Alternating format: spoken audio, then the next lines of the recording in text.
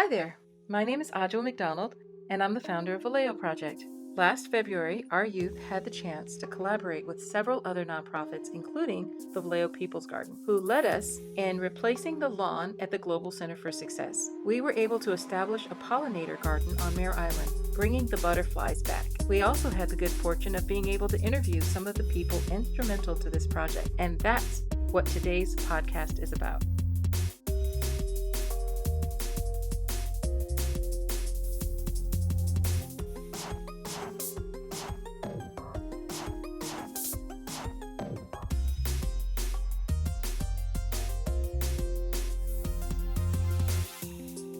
My name's Sarah. I work with Solano Resource Conservation District.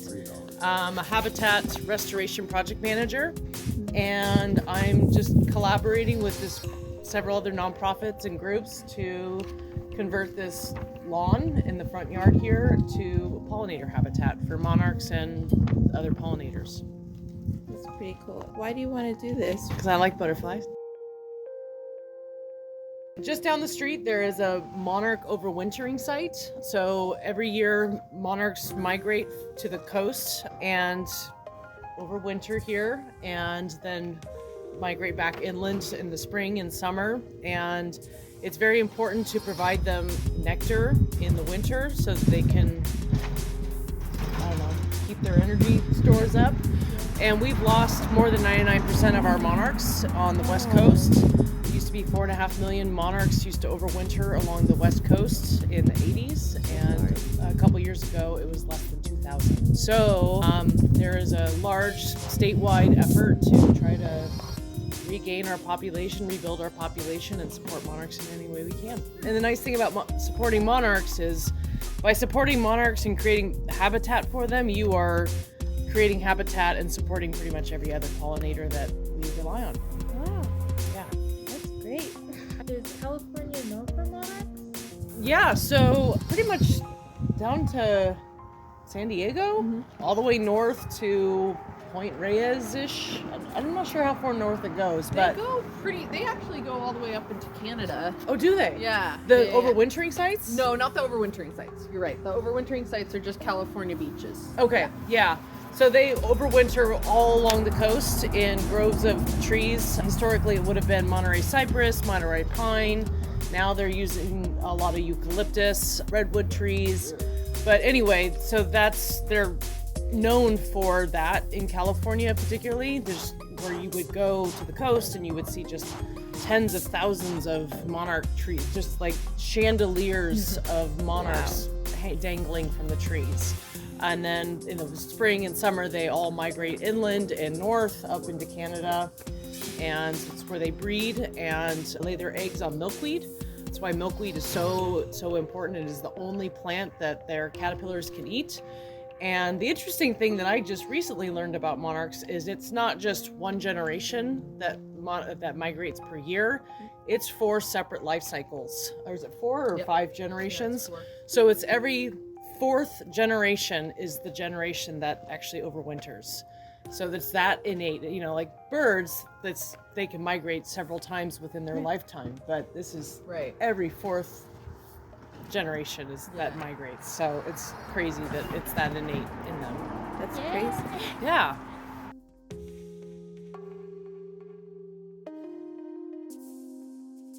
What's your name? My name is Lisa Dam. I work for the Contra Costa Resource Conservation District. So similar job to Sarah's job. How is it similar? How's it? Well, I'm just working in the next county over, and I also work on monarch habitat creation. And yeah, it's exciting to see that this year's numbers are higher than we thought they would be. So It was 350,000 or yeah. so? And unfortunately, they did that count before all the storms we had around New Year's, and lost a lot of the trees that the monarchs would overwinter in, and lost tens of thousands of monarchs died in those storms. So the population is increasing, but it just goes to show you that like big storms like that can make big impacts. And if a storm like that had happened a couple years ago when our population was less than 2,000, we could have lost all of our monarchs. So that's why it's so important to have a good, healthy diverse population throughout the entire range of their overwintering sites. And we actually just we're both got a portion of a large $24 million grant throughout California, about 45 different RCDs or resource conservation districts, and a couple other agencies and organizations came together on a block grant, and so just got this huge grant to share amongst all these different organizations from the Wildlife Conservation Board. So that we can do more projects like this all over. When did you guys start your organization? That's a good question. I think ours is 40s, I want to say. Really? Yeah. Like 19. 19? Yeah. Whoa. And that's just resource conservation districts. So every RCD is different, and this is primarily grant funding that allows us to do monarch work and habitat work, but RCDs often were created for much different Yeah, for reasons. helping agriculture producers and making sure that our soils are healthy and things like that. Yeah, ours was formed for drainage. Yeah. Drainage ditches, that's what we were. We were Right. ditch tenders initially. Ditch tender. Oh, okay. Thank you so Yeah, much. very welcome.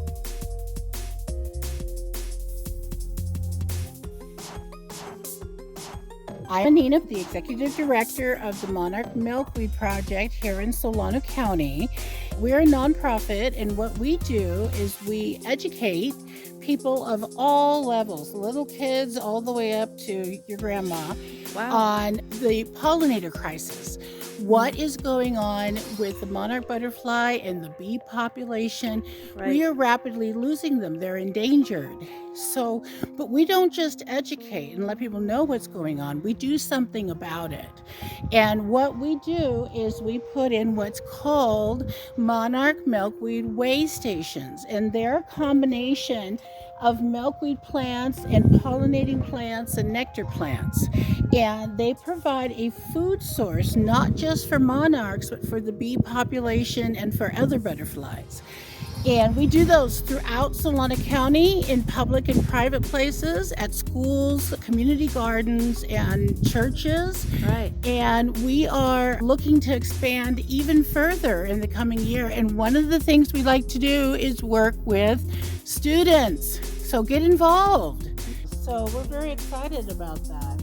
And we replicate these all over. And they're usually 6x4. This one is 8x4, but we've gone up to 10x4. Wow. And basically the installation over there, the 3,000 square foot, Yeah. that's what this is. Only it's so many times bigger. Okay. So, and that's So the this point. is what it's gonna look like. Oh when yeah, it's- it'll have Oh, tons wow. of plants, and you'll have tons of fat flowering plants, and it'll be really fantastic. That's the biggest installation that we've done, and we're hoping to do more like that. Thank you very much.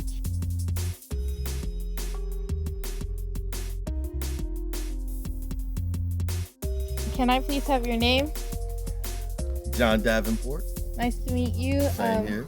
Can you please tell me a little bit about your business that you run? My company is called Cali Ground Troops. I am the butcher, the baker, the candlestick maker. I do it all. I'm a permaculture designer, which basically means if I'm not doing drought-tolerant landscapes, sustainable native drought-tolerant landscapes, I'm doing food forests. A food forest would be trees and the understory to sort of empower people to leave the grocery store alone, give them their own agency. And plus, I think there's nothing more gangster than teaching somebody how to get in the ground and do your own thing.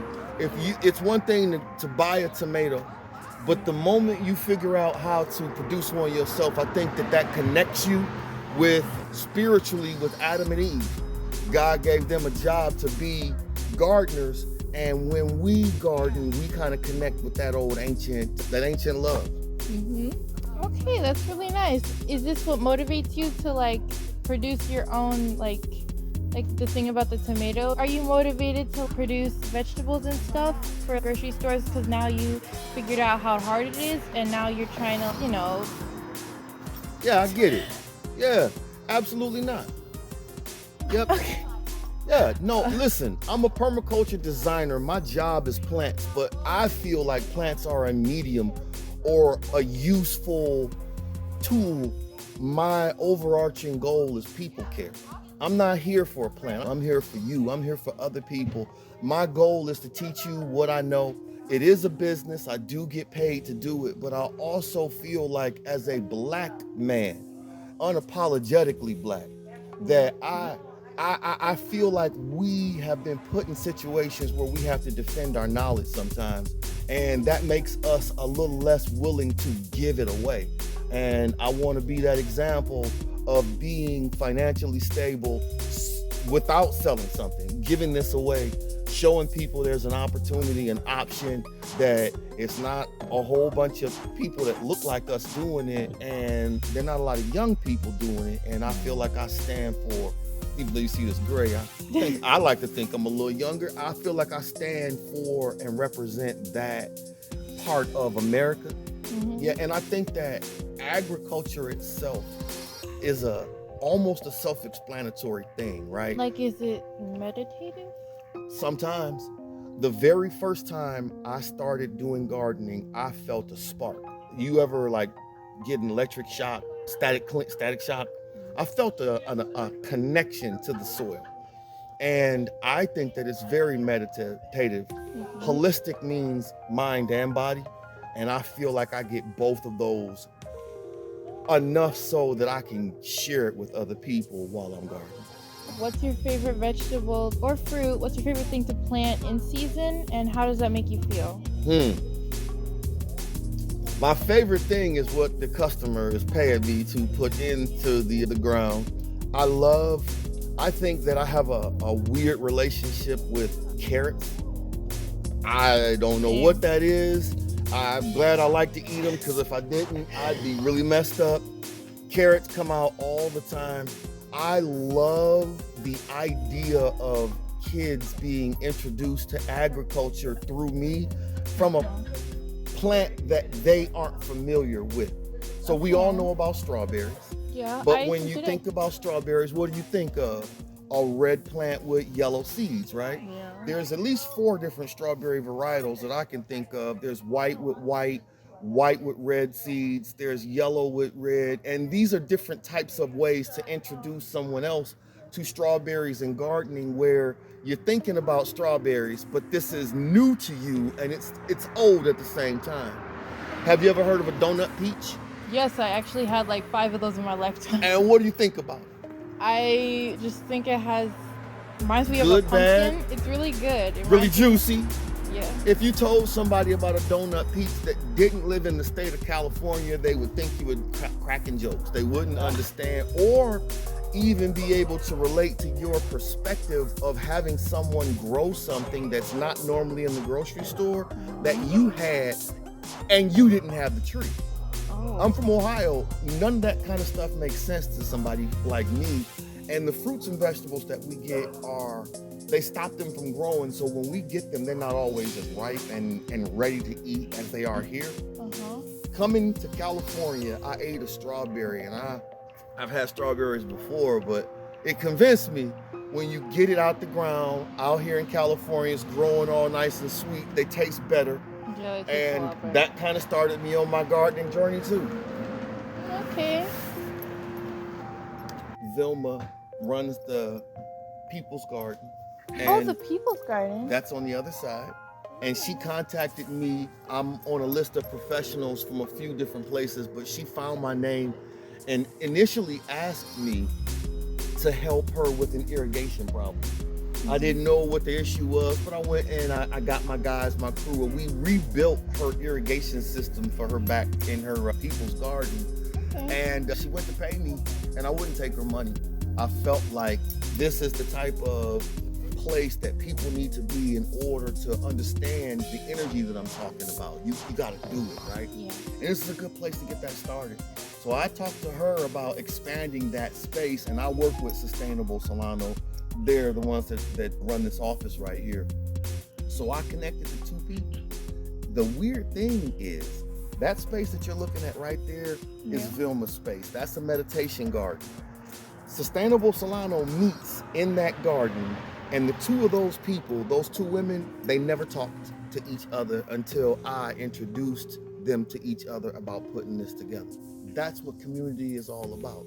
You two guys are learning how to become leaders, whether you consider yourself to be one now or later. Those skills, what are you going to use them for? You're not using them for yourself. So the idea is to do all these things, connect with people, take the best energy that I can bump into, and then suss that out so that I can make a plan better the next time and affect and touch people positively. Because this is all about smiles and being happy when you finish this. You don't always get that, you know? And I don't want it to be a job, even though this is my business. If it's not fun, Then like there's no point in doing it. yeah. Because if your job like isn't fun, you'll start getting tired of it. It'll probably Burnt start out. feeling like Yeah, a you'll start getting chore. tired of it, and then- That's what it feels like. Did you guys see me working when I was on the pile? Yeah. And everybody was saying I was working hard. Did you hear what I told them I was working? How I was working? No. It's not hard work, it's happy work. People don't understand the difference. When you see somebody working vigorous, you always think, wow, they're working hard. But what if they were working lovingly? What if they were working happily? And that's how I approach this. And I want to show other people it's no difference. The effort, the energy is exactly the same. But can you imagine how the earth feels knowing that I'm working lovingly and not hard? Because hard won't get me anything but finish with my work, but loving bears results. So those are things that I like to leave with people as far as the ability for you to pay that forward and share that same thought with somebody else. Somebody else. It wasn't yours. But if it's a good idea, steal it and use it for yourself. Yeah. Where was the first place you like started your journey? Like when you planted the strawberries or like your first plant? Where was that? I'm a veteran, and I actually started at the Martinez VA. They had a garden club. I thought it was whack as. I didn't think it made any sense. It was a whole bunch of old white ladies, and I ain't want to kick it with them. And when they started talking to me about gardening, it sounded like some slave stuff too. So that was also working in the back of my mind. And my first thought was, get out of my way. There's so many people that you have as friends that slight you in jokes. When you want to be a farmer, Farmer John. If you wearing a new outfit, Morris Day. It's some cracking, making fun of you stuff that really is negative, and it feels like it's designed to keep you in that same space. And I felt like I was doing that to myself, describing gardening, something that I didn't know, negatively. So I got up off the couch and said, let me see what this is all about. All right. And I actually wound up, the very first day they were building a bed, a garden bed. And I stayed with the garden club and actually built the entire garden at the Martinez VA. Maintained it, built the irrigation. I learned the whole thing. I went to school. I'm a designer I went to permaculture design school. I got my design certification. And I've been online YouTubing it and learning by getting my reps up, the whole 9 yards. But it all started with me thinking that the couch wasn't as comfortable as it should be. I needed to get off that couch, and I needed to frame gardening with something more or less than what I thought it was. Because I was wrong. It is a lot of old white ladies here, but I'm not old or white, and I'm here doing it too. So I represent me as well as they do, and I want to change that perspective or perception from that place too, because I think it can be done. Why can't I be the face of that? Why not? Right. Yeah. So I started off thinking that this was something that I didn't want to do, and I thought that I should try it anyway. Don't let someone else's idea of what this is be my answer. If I don't want to do it, come up with reasons, my own reasons why I don't want to do it. And I felt like the only way to get there is to try it. Okay.